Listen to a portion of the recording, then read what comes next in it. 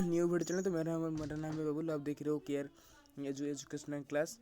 तो आज मैं पढ़ाने वाला हूँ हिस्ट्री के, जो मैंने आधी चैप्टर पढ़ा चुका हूँ, जो कि पानीपत की लड़ाई, पानीपत के बैटल के बारे में आपको ये ऐतिहासिक तौर पर एक हिस्टोरिकल की मेथड के द्वारा आपको समझा चुका हूँ कि पानीपत का जो उसका अर्थ क्या है।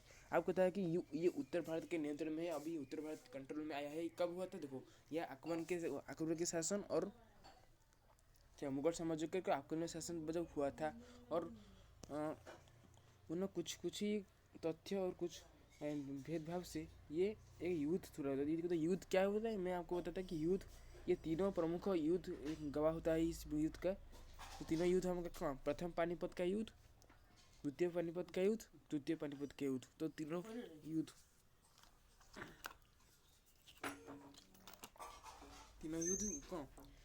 ये तीनों तो एक गवाह होता है, एक प्रमाण रखता है कि प्रूव रखता है कि ये युद्ध कैसे हुआ था। और इसका अर्थ है कि ये जो पानीपत की लड़ाई क्या 12वीं शताब्दी के बाद ये पानीपत निकटस्थ लड़ाई जाने की वजह से इसको पानीपत का युद्ध कहते हैं, कि पानीपत के बैटल कहते हैं। तो पानीपत के बैटल जो हुए थे, ये एक ऐतिहासिक तौर पर एक बड़ा शोध होगा। और ये शोध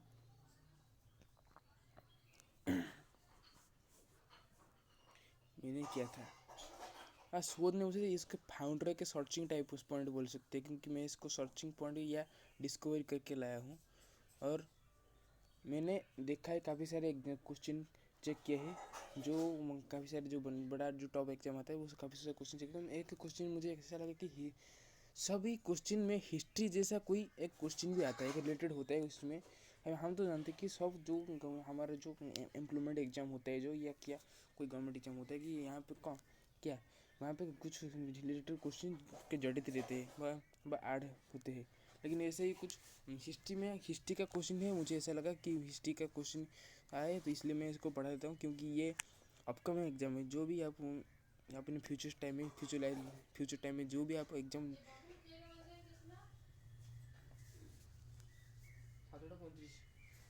सातोटा 35 एग्जाम देंगे, तो ये आपको काम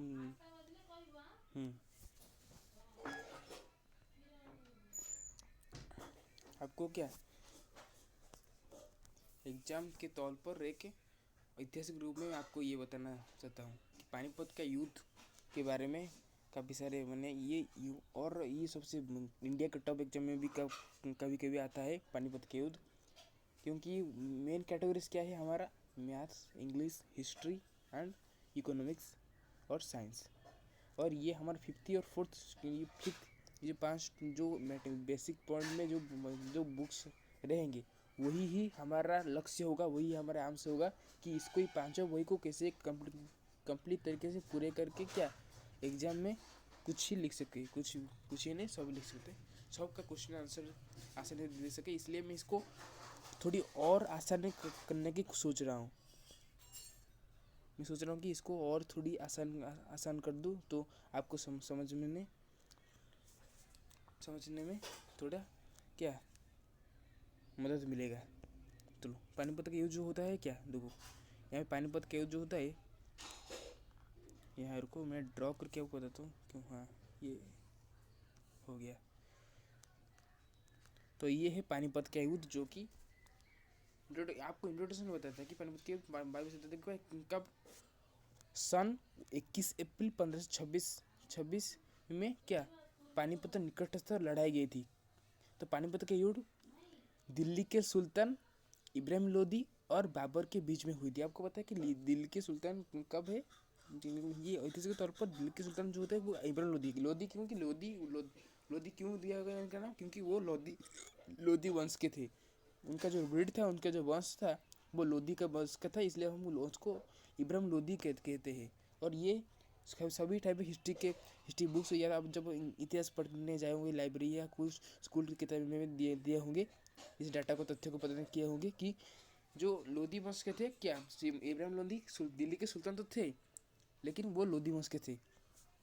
और बाबर चंगेजी खान के वंशज थे, क्योंकि बाबर का वंश अलग है और इब्राहिम लोदी का वंश अलग है, तो उनका ब्लड रिलेशनशिप अलग अलग होता है। उनका जो वंश संपर्क होता है वो वंश संपर्क